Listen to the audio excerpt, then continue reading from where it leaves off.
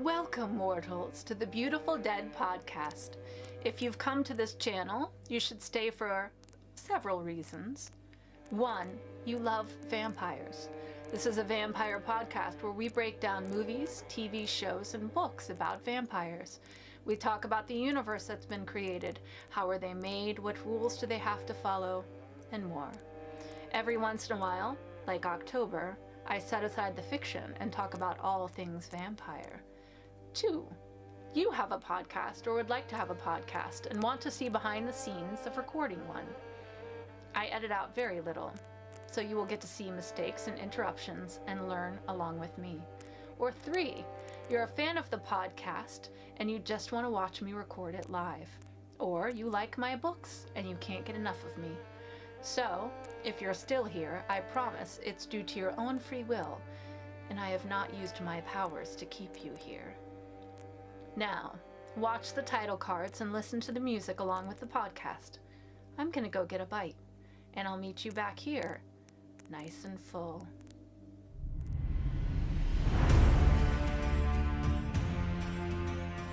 Hello? Really? Vampire! We take your candy! Count Dracula. I am Dracula. And I bid you welcome, Mr. Hunt, to my house. Come in.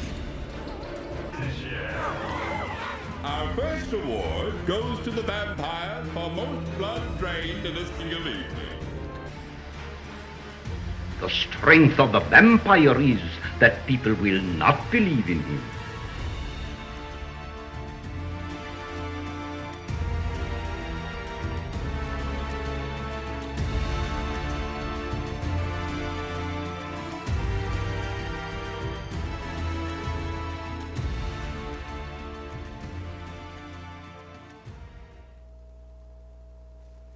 Good evening, my fellow vampire lovers. The sun is going down, and you know what that means. It's time for me to record another episode of my podcast, The Beautiful Dead. As always, I'm your host, Lena Nazari. You can find me at lenanazari.com. Links to social media, my appearances, join my fanged family, join my street team, all that good stuff.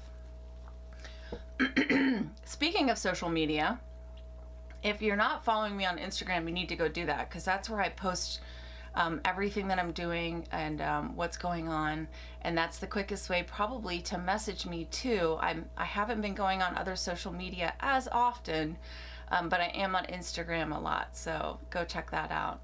And I haven't said this in a while, but go check out the Spotify playlist that I made for the Eternal Night Shift series.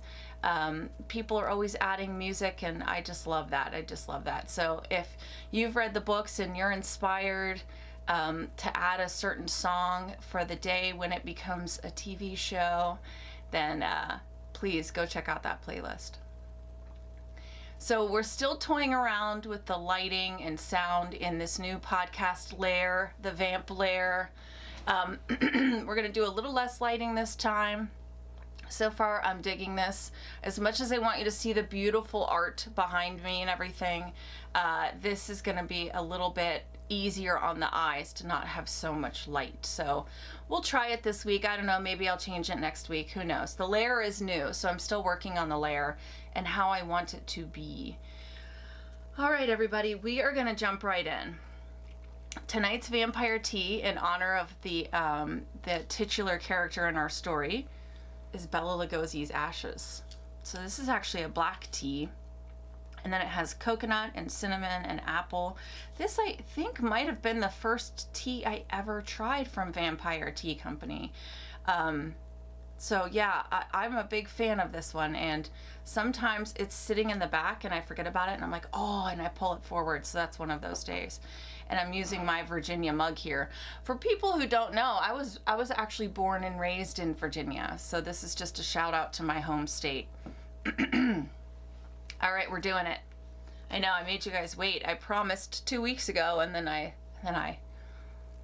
changed my story and did something else. So now we're gonna do it, and I'm so excited. And I want you guys to know, I wanted to go back. I wanted to go into the nostalgia. So I actually rewatched this on DVD, on my DVD, and like took myself back to the 90s, the first time I ever saw it. So went on a little nostalgia road trip thanks to this movie. And of course we were talking about Bram Stoker's Dracula. For anybody who has never listened to the podcast or seen this channel, massive spoiler alert. I'm going to ruin everything. Now, as we're speaking, it's about to be 2024. So if you have not seen Bram Stoker's Dracula and you're a fan of vampires, I don't know where you've been or what you're doing. Not trying to shame you, but also like you should have already seen this by now, is all I'm saying. Let's jump in. We're going to do a summary. This is a juicy summary, like it's pretty solid, so bear with me. But for those of you who maybe haven't seen it in a while or have never seen it, let's do the summary. In 1462, Vlad Dracula returns from a victory in his campaign against the Ottoman Empire to find his beloved wife Elisabeta has committed suicide after his enemies falsely reported his death. A priest of the Romanian Orthodox Church tells him that his wife's soul is damned to hell for committing unaliving. Enraged, Vlad desecrates the chapel and renounces the Christian God, declaring he will rise from the grave to avenge Elisabeta with all the powers of darkness. He drives his sword into the chapel's stone cross and drinks the blood that pours from it, becoming a vampire. In 1897, solicitor Jonathan Harker takes the Transylvanian Count Dracula as a client from his colleague R.M. Renfield, who has gone insane, is now an inmate in Dr. Jack Seward's. Give him that doctor, he earned it. Asylum. Jonathan travels to Dracula's castle in Transylvania to arrange Dracula's real estate acquisitions in London. Jonathan meets Dracula, who finds a picture of his fiancée, Mina Murray, and believes she is a reincarnation of Elisabeta. Dracula leaves Jonathan to be fed upon by his brides while he sails to England with Transylvanian soil, taking up residence at Carfax Abbey. In London, Dracula hypnotically seduces and bites Mina's friend, Lucy, with whom Mina is staying while Jonathan is in Transylvania. Lucy's deteriorating health and behavioral changes prompt former suitors Quincy Morris and Dr. Seward, along with her fiancé Arthur Holmwood, to summon Dracula, appearing young and handsome during the daytime, meets and charms Mina. Mina develops feelings for Dracula, accompanying him on several outings. When Mina receives word from Jonathan, who has escaped the castle and is recovering at a convent, she travels to Romania to marry him. A heartbroken Dracula transforms Lucy into a vampire. Van Helsing, Holmwood, Seward, Morris kill the undead Lucy the following night. After he and Mina return to London, Jonathan and Van Helsing lead the others to Carfax Abbey, where they destroy the Count's boxes of soil. Dracula enters the asylum and kills Renfield for warning Mina of his presence. He visits Mina, who is staying in the Seward's quarters, and confesses that he murdered Lucy and has been terrorizing Mina's friends. Though furious at first, she doesn't stay mad for very long, everybody. Mina admits that she still loves him and remembers Elisabeta's previous life. At her insistence, Dracula begins transforming her into a vampire. The hunters burst into the bedroom and Dracula claims Mina as his bride before escaping. As Mina changes, Van Helsing hypnotizes her and learns via her connection to Dracula that he is sailing home in his last remaining box. The hunters depart for Varna to intercept him, but Dracula reads Mina's mind and evades them. The hunters split up. Van Helsing and Mina travel to the Borgo Pass and the castle, while the others try to stop the Romani who are transporting Dracula. At night, Van Helsing and Mina are approached by Dracula's brides. Mina succumbs to their chanting and attempts to seduce Van Helsing. Before Mina can feed on his blood, Van Helsing places a communion wafer on her forehead, leaving a mark that slows her transformation. He surrounds them with a ring of fire to protect them from the brides and then kills the brides the following morning. Dracula's carriage arrives at the castle, pursued by the hunters. A fight between the hunters and the Romani ensues. Morris is fatally stabbed in the back and Dracula bursts from his coffin at sunset. It's not a coffin, it's a crate. Jonathan slits his throat with a kukri knife. I don't know why that matters. While Morris stabs him in the heart. Van Helsing and Jonathan allow Mina to retreat with the Count into the castle. In the chapel where he renounced God, Dracula lies dying. He and Mina share a kiss as the candles adorning the chapel light up and the cross repairs itself. Dracula reverts to his younger self and asks Mina to give him peace. Mina thrusts the knife through his heart as he dies. The mark on her forehead disappears. She decapitates him and gazes up at the fresco of Vlad and Elizabeta ascending to heaven together, finally reunited. Aww. Alright, that's Bram Stoker's Dracula if you've never seen it, or read the book, or know anything about Dracula. Alright, let's do it. This one has been on my list since day one. I don't know why I waited so long. I don't know. It just seemed like such a special thing, you know, and I just kept waiting and waiting and waiting. Well, it's time to pop that cork and let's do it. Vampiric references and crossovers. I mean, the whole movie's a reference, right? Richard E. Grant plays Dr. Seward in this and is in the movie Little Vampire, if you guys remember that one. Wow, that's a throwback. Interesting trivia. It won 3 Oscars. And it's not often that vampire movies get nominated, let alone win. So I'm thinking of this one, Shadow of the Vampire. I don't know, Interview might have been nominated for like costumes or something, but it doesn't happen very often. Horror really gets overlooked. The producer and director, Francis Ford Coppola, explains on the DVD commentary that Mina and Harker's wedding was a reshoot that was done at the Los Angeles Greek Orthodox Church. They filmed the entire ceremony with a genuine Romanian Orthodox minister and realized afterwards that Winona Ryder and Keanu Reeves may have actually been married to each other, not in a legal sense, but in the eyes of God, as Ryder claims. I thought that was very interesting. And I guess sometimes she'll still text Keanu and be like, hey, husband. And then interesting, I thought this was very interesting. God, I wish I was a fly on the wall for this one.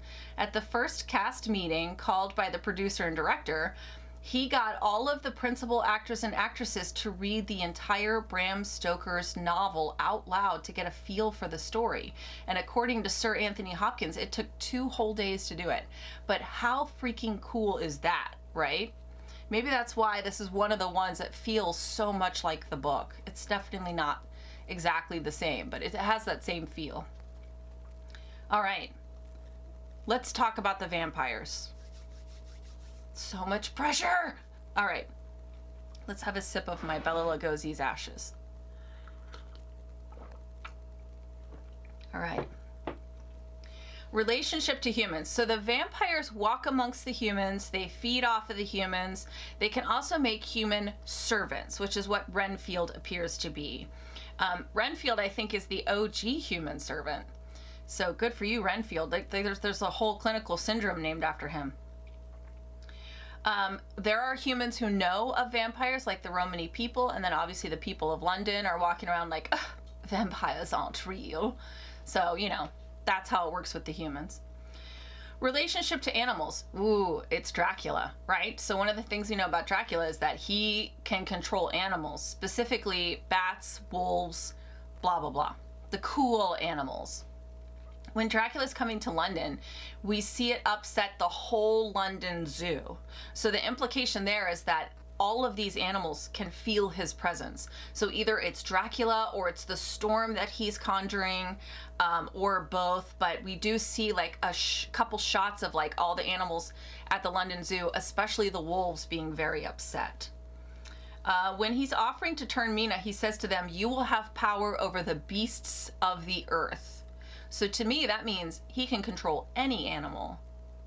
But the only ones I know for sure with him are like bats, rats, wolves, that kind of stuff, you know, the cool animals. All right. Appearance. So the vampires originally look human until they let their vampire aspects show. So we're pretty used to that, right? Fangs, Dracula's eyes turn red. Dracula starts as an old man, and then after he feeds on the entire ship, the Demeter, he's this young, hot dude with like a fancy hat and a cane and stuff. We all know how Gary Oldman looks when he's young. The brides are gorgeous. The implication, of course, is that they live forever and young as long as they feed. And we know that they are cold because Mina reacts to how cold his flesh is. Now, it's possible the more he feeds, the warmer he becomes, but that's never said. Fangs. It's Dracula. Dracula, like, he's the mold for vampires. So 2 long retractable canines, and there's a very cool scene where he looks up, the canines come down, and he lunges. Very cool. Blood. Again, classic vampires. It's an all blood diet, and I can't even fathom the amount of blood that was used on this film because there is a lot of it. Food. The vampires do have an aversion to garlic in this movie. That's an old one. And we also know that they don't drink wine. See what I did there? All right. Sunlight. So Dracula can be in the sun, but it's not his natural time. So his powers are dwindled. He's not as strong in the sun. And a lot of people don't remember that about Dracula, that if you go back and read the book, he can be in the daylight. It's not until Nosferatu came out, I think in 1920s, that the idea of sunlight killing vampires was introduced. Yes, I am a nerd. But that's why you guys come to this podcast, right? Because I'm a vampire nerd. I like to use word expert. All right. Sleep. So we know that he has to sleep on the soil of his homeland. Also a very old vampire characteristic. We see the brides just sleeping on these concrete slabs that are sort of done like a stair. So if they're in Romania or Transylvania, then they can sleep wherever they want. But if they're going to travel, they have to take the soil of their homeland with them. And we see that in Dracula. We saw it also in What We Do in the Shadows, so old one. Holy items. So these vampires do have an aversion to holy items. So we know that the communion wafer burns Mina. We know that they have an aversion to the cross. This stems all the way back to Dracula's original rebellion, defiance against the Christian God, stabbing the cross. Now, here's what I did notice going back. And we'll talk about this more in my thoughts. But what I noticed going back was Lucy, who is a brand new vampire, just raised that night. She gets to be a vampire for like, I don't know, a couple hours. She very strongly reacts to the cross. The brides, they also strongly react to the cross. Maybe not as strong. Dracula reacts, but not as strong. So to me, that means the older you get as a vampire, the less that the cross really does to you. And at one point in time, Helsing's holding up the cross. Dracula stamps the ground. The cross lights on fire. He throws it. So I think the older you get as a vampire in this world, the less the cross really affects you. Rules. They cannot be seen in mirrors. We talked about the soil thing, having to sleep on the soil of their homeland. Clearly, there is no rule about children, because not only is Lucy like ready to feed off a toddler, but Dracula gifts a baby to the brides to eat. So obviously no rules against kids. Kids are not off limits in this world. All right. Powers. So if you read the trivia for this movie, Francis Ford Coppola loved the idea that when the vampires are around, the laws of physics no longer apply. That's why you see the drops falling up. That's why you see him crawling down the side of the castle. That's why his shadow moves independently from him, because when the vampires are around, the laws of physics go out the window for them. They can mimic the voices of others. Dracula shifts into this wolf humanoid form and then like a bat humanoid form, full wolf when he goes after Lucy the last time. A group, I don't know what you would call it, a pack of rats, a group of rats. Somebody let me know what you call a bunch of rats. And then also mist. So he can shapeshift quite skillfully. Also, they can appear to go invisible because when the brides are coming after Jonathan, we see the footsteps on the carpet, but we don't see them. And there's also a time where it looks like Dracula might also be invisible. We see a bride melt a silver cross with her mind. Just a little silver cross, but she kind of goes like this and it melts. Dracula can control the weather. We also see Mina able to do this at the end. We see him fly into a room and sort of hover and levitate. At one point, we see Dracula's eyes in the sky of London as it storms. So the implication to me is that he can far see. So that's interesting. He's able to lure Lucy out into the garden, and she seems to be in like a trance. So apparently he can mind control you as well. He also tells Mina, "Don't see me," and she doesn't. So mind control. When Lucy enters the crypt, all the candles light up. So apparently they can do that with their minds. Or again, the laws of physics don't apply here. Really awesome powers in this movie. Like, these are the kind of vamps I like. I want them to have powers and all that cool stuff. How are they made? So Lucy is fed off over a series of nights until she's completely drained. We also know that he shares his blood because that first night in the garden, she says, "I still have the taste of his blood on my mouth." So that lets us know that there has to be some sort of transference. So she has gotten his blood into her the first night, then he slowly drains her, and then he kills her. Pretty classic. She rises the night after her death as a vampire. The first day after her first interaction with Dracula, she starts to have heightened hearing. She has some issues breathing. Her thinking is altered. So obviously the turning has already begun, but it apparently it takes a little time to transform completely. After the second one, we begin to see the fangs, and then Mina drinks Dracula's blood after he drinks from her. He stops her and says, "I can't do this. I love you too much." They're kind of interrupted, so the process isn't fully complete. I think the implication is she would have to die that night. So maybe he drinks from you, you drink from him, and then you have to die to fully transform. That doesn't happen, but a kind of turning does begin. And she's like mentally connected to him at that point. And then, of course, he's created because of this massive defiance against God. He, So this is a classic retelling of Dracula's origin, which is he makes a pact with the devil, or he defies God to enough of a point that he is transformed into a vampire. So it's like self-actualizing, basically. Heartbeat or breathing. We know Dracula's heart doesn't beat because he lays Mina's hand over his chest and says there is no life in this body. How do they die? So Lucy is staked, beheaded, and burned. All three brides are beheaded and their heads are thrown into a ravine. Dracula has his throat slit and is partially stabbed in the heart. Mina completes his death by loving him enough to push the sword all the way through. The light of the cross shines onto him, she beheads him, and then she transforms back into human. So that's why I think either the death of your maker or the fact that she did not die and fully transform, she's able to turn back. That's what we're going with. It's my podcast, it's my opinion, I'm the expert. Moving on.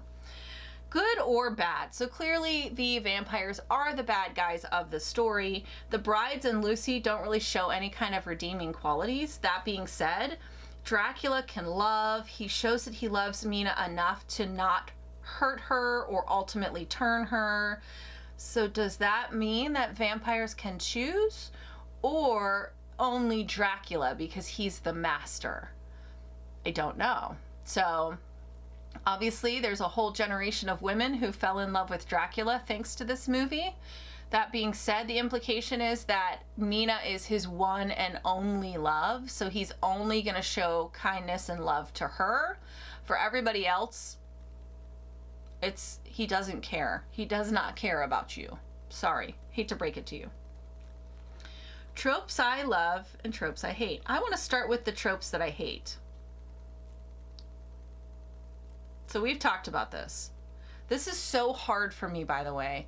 I hate when I have to break down a movie that is special to me because I don't want to be that person, but also we've like kind of got this ball rolling. The train is not stopping, and I can't just not review certain movies because I don't want to say anything. But I think you guys are going to know what I'm saying.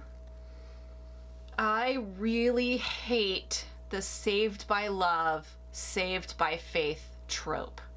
I will take Saved by Love, maybe, if it's not super cheesy, but I hate Saved by Faith. I hate that one. We see it in Dracula 2000. We see it in, why am I blanking on the name? Salem's Lot and Fright Night, where like the person's holding the cross and Dracula laughs or the vampire laughs, and then they conjure their faith in the Lord and then they hold up the cross and now it works. Hate that. Hate it, hate it, hate it. Anywho. And this one's like kind of a weird mix of love and forgiveness from God and faith. It's like I don't know. The ending is very like, it has to be a very specific mix of events and feelings for Dracula to die. I'll just say that. Very specific. Tropes I love. I know this is so cheesy, and I just said how I hate Saved by Love, but I do love a reincarnated soulmate story. I love the idea of finding your soulmate again. I love the idea of like this vampire has been alone for centuries, but then he finds you and you're the one that he falls for. I shouldn't say he or she.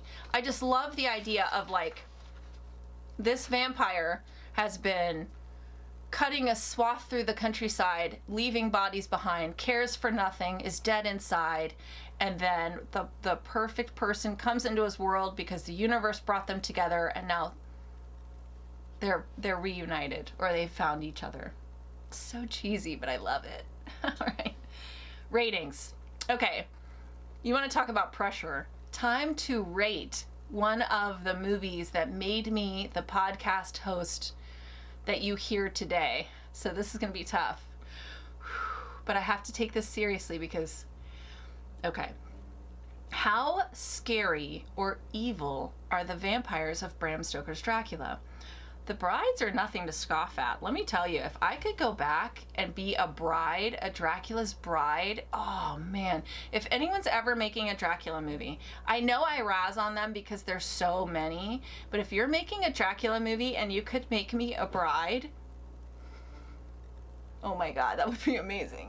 Anywho, we don't see a whole lot of anybody but Dracula. So that's really who we're going to look at here, okay? I don't want to downplay the brides by any means. And poor Lucy gets to be a vampire for like 6 hours, so we're going to leave her out of it. And Mina never fully becomes a vampire, so she's out of it. So we're just going to look at old Drac.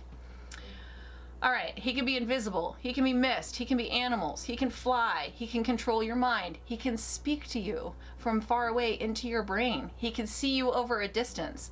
He killed Renfield when he was in mist form. Mist! He is not bound by the sun. He doesn't like the cross, but it doesn't necessarily stop him. This Dracula will absolutely rip your throat out and steal your girl before you knew what even happened, before you even could process what's happening. It seems like Mina is the only one in the world that he cares for. He definitely has a weakness, and she is it. So that does hurt his scare score. But all in all, Gary Oldman's Dracula gets an 8 out of 10 for scariness and evil. And that is very, very strong. Very strong. How sexy or alluring are the vampires of Bram Stoker's Dracula? So anyone who has seen the scene with the brides and Jonathan knows that they clearly have a strong allure to them. Very sexy. We see that Mina is inexplicably drawn to Dracula. Now that might be because they're soulmates, not because of his power, but We do know that they have sex because we see Lucy and Dracula, who by the way is in Wolfman form, going at it in the garden, and I'm pretty sure that Dracula and Mina would have gone for it if they hadn't been interrupted. Anyone who's seen that scene knows that it was working its way to that point. They were already half clothed, they were licking blood off each other, like it was gonna happen. There was candles, come on. Mina taps into a little bit of the bride's sex appeal and seduces Van Helsing, and it's almost his downfall. So normally a high scare score means a low sexiness score, but not in this world. In this world, they are sexy and scary. So we go back to what we always do, which is, are they more scary or sexy? I'm gonna say they're a little scarier than sexy. So 7 out of 10 onks for sexiness and allure. I mean, I crossed oceans of time to find you. Oh my God, Dracula. Like that would be it for me. You got me. You got me. Let's do this. Whew. All right, my thoughts. Okay. We're gonna pause right here because my battery is about to die. So I want to have a nice little break, and then we're gonna come back for my thoughts. My thoughts. I saw this movie when I was 12 years old. Like when it came out, I saw it. It changed my life. Changed my life. I had the poster, I had the soundtrack, I had the figurines. I knew every syllable of this movie. I was in love with the whole cast, and I even started teaching myself Romanian because of this movie. This is where my desire to go see Romania started, and then it just grew over the decades. This movie, I remember being like 13 years old, and if a storm was coming, you know the way that the air gets right before a storm hits, I would be outside in the woods pretending to be Mina, chanting into the air, calling the storm. I'm telling you, this movie, like, it affected me.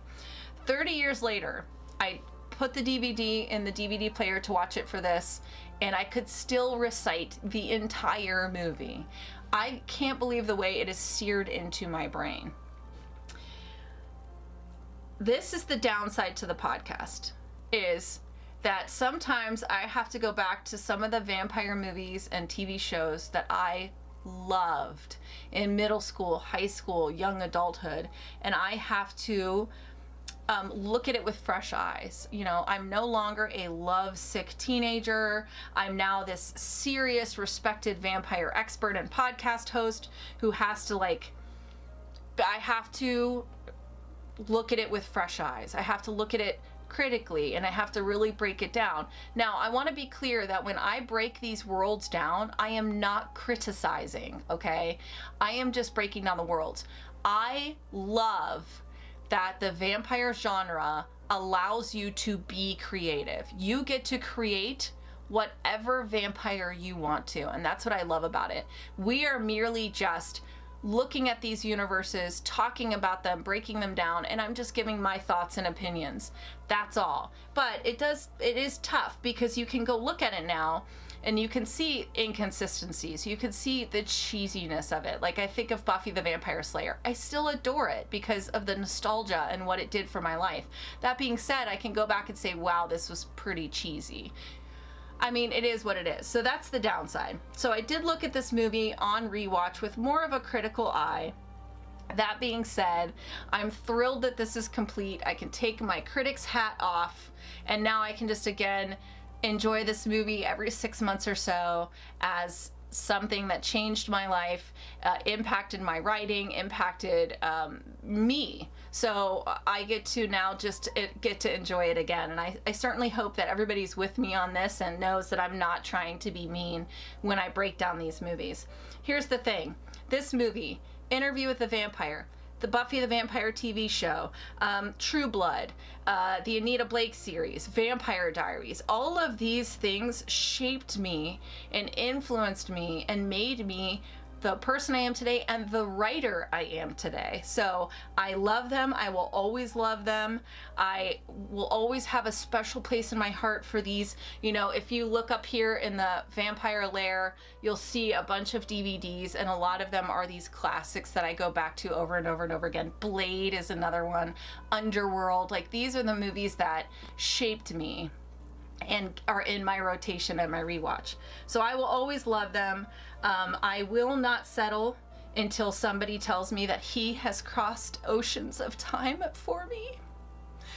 Short of that, all right, next week we are going to have a very interesting episode. It will be the end of season 3, and then I will be taking a break. Of course, I'll be doing Fan Expo January in New Orleans, and then I will be taking a break from traveling because I have a 4th book to write and I need to get it done. I haven't decided yet exactly when the podcast will come back. I will update you guys on social media. Join my Fanked family because they get to hear everything first. What I know is I have to write this 4th book. So next week, we will be ending the season with psychic vampires. We'll be talking all about psychic vampires, and then I will have a special guest on, Wes Fisher, who's a screenwriter, and he has written a screenplay about psychic vampires and ties with ancient Egypt and things like that. So please come back and listen to that. It's so interesting. I'm so excited about it. Then we will say adios to season 3. Happy holidays to everybody. In the meantime, I, of course, love you guys so much. Thank you so much for coming back every week. If you've just found me, thank you for joining me. And I would love to hear your thoughts on the Vampire Lair, on my comments about Bram Stoker's Dracula. If you hate me now, I'm sorry. Hopefully I will win you back in the future. But I wish you wicked hugs and bloody kisses. Good evening.